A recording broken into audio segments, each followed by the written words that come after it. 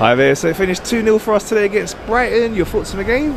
Yeah, they, again, a bit laboured in the first half, particularly Arsenal, much too slow in the build-up. Brighton with the low block the whole time. But I would have liked to have seen Saka take Milner on a bit more on the outside because, you know, I could beat Milner for pace. So I would have thought Saka would have more of a go at him. But look, they got the job done, got us to the top of the league again, which is nice, even if it was only for a couple of hours till Liverpool stuff Man United. But bearing in mind our recent home record against Brighton, you've got to say we won, we kept a clean sheet, they offered basically nothing. It was nice to see that Danny Welbeck got a nice reception from the home supporters when he came on for Brighton. He got a round of applause from the Arsenal fans, which I thought was good. So that was nice. Man of the match, again, Declan Rice. I mean, he wins the ball, he's clever with it without being too clever. And Havertz played well again, 60 million down the drain, Guy Havertz scores again. But the interesting thing about his goal was a few weeks ago, he would have run through, he would have been looking to make the pass. This time, as soon as he got it, he only had one thing in mind, you could see it, get in there and score. So his confidence is really high, and that's good. And he's winning the supporters around. They're encouraging him, we're encouraging him to believe in himself. And it was a good performance, not a great performance. The referee was a complete and utter joke. I mean, there was one instance where the ball came off Jesus and we got a corner. And VAR apparently can't overturn that decision. Had we scored from it, they would have been apoplectic, and quite rightly so. It was ridiculous. And then there was a scenario at the other end in the second half when he gave Brighton a goal kick when it was clearly a corner shot. I mean, he just had no idea as far as I was concerned. But the Arsenal performance was good without being great. Brighton didn't offer much, they were just trying to keep us out and get us on the counter. And they never looked like doing it on the counter, really. A couple of times in the second half, possibly, but Saliba was there for it and Gabriel was there for it, and they played well, Arsenal. It was a good result. Laid that bogey to rest. I mean, lost to them at home in the last 3 occasions they've come here, Brighton. So, got to say, well done, boys. But they're going to have to produce a bit more than that next week at Anfield, that's for sure. Yeah, I mean, we were comfortable. We certainly had chances in the first half. They made some good blocks. We missed some good chances. There's a few. Saka put over the bar, Odegaard put one over the bar, Martinelli put one over the bar.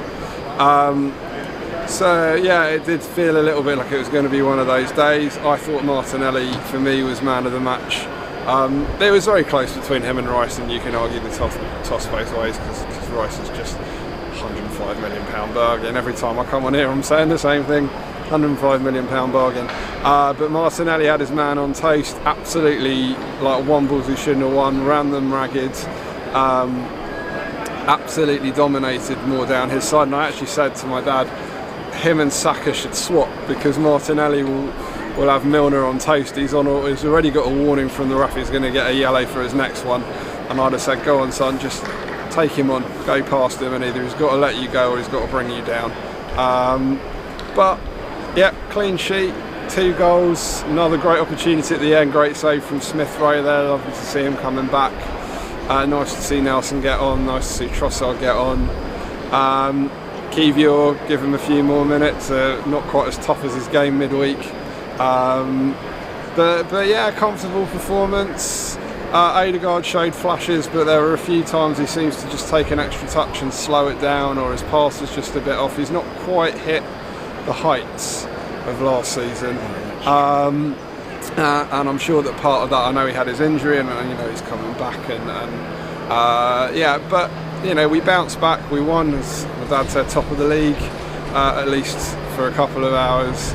And at least we got a whole week to prepare for our trip to Anfield because they've got that Carling Cup midweek good job we got knocked out by West Ham, or we'd have had 4 games against Liverpool in the space of about 2.5 months. So that's quite good. Players can go and have a rest, no injuries, and yeah, I think the referee got a few weird decisions, but again, nothing major, no major talking points this time around, no huge incidents that you go, oh, that swung the game, that was a decision that swung the game. The only point I would make is that he booked Arteta for, I don't know, being excited in his technical area, on the edge of his technical area. De Zerbi very much gesturing, and also stepped onto the pitch on a couple of occasions, but I noticed he accidentally left his cards in his pocket. But doesn't mean anything, because yeah, as I said, we're top of the league, and a very comfortable performance. Good in the second half. We sat back a bit more than I'd have liked after we went in front. I guess Satan come on us, and then the second goal on the break. Nice play by Eddie, who I know we've not always spoken that positively about. I thought he had a good cameo. He chased down well, laid on a great pass there for Havertz for the goal. Some intelligent switches to free up Trossard, I think, that led to the Smith Rowe chance as well. And yeah, we were comfortable without being at our flowing best. Okay, so next up is Liverpool. Easy. Difficult game for us, as we know. We've really struggled at Anfield. I saw the stat, we've not won this since 2012. About time then. So, yeah, we need Robert Pires. We broke Man City's one over us. Yep. Yeah, we broke season. Brighton. So let's hope enough. we can do that. Liverpool's defence is not what it was 2 or 3 seasons ago. Even Van Dijk is not the player he was. We certainly could cause them trouble. And last season, don't forget, we were 2 up there at one stage. And then Xhaka wound them up, and we ended up hanging on for a 2-2 draw.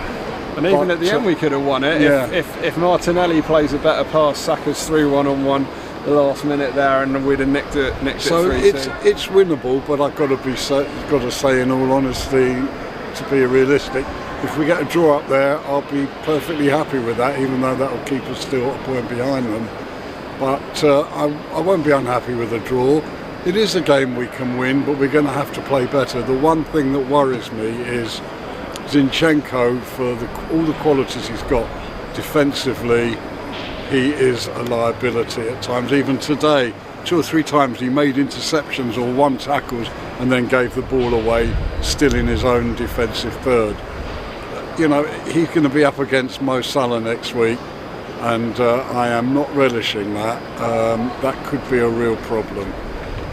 We're going to have to be very careful on our left-hand side against Liverpool.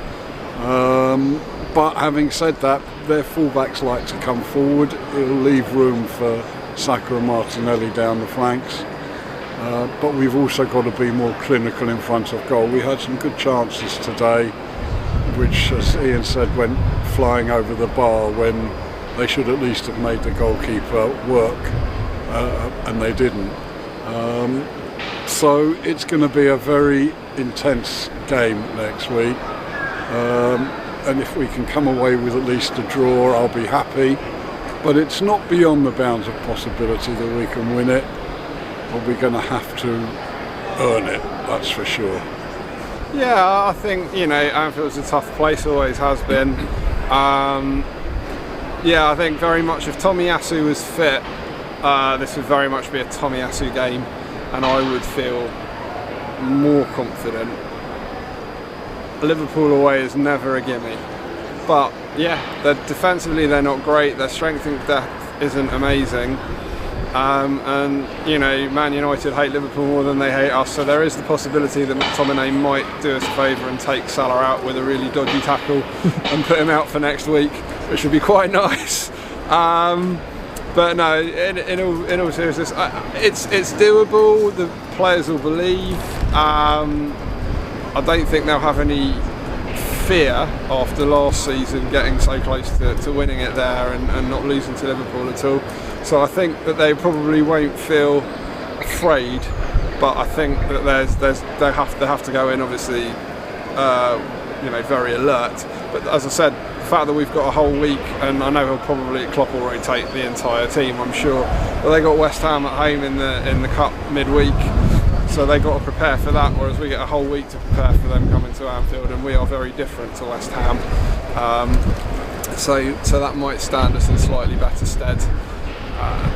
Yeah, I don't think Xhaka wound the Kop up. I think he went down. Wound the players up. No, the player went down and the Kop got up for that. We gave away. We had enough chances to not have conceded. If we go in 2-0 at half time, I don't think we draw that game. I think we win it. But yeah, I think they'll be better at managing those difficult away games, those difficult atmospheres.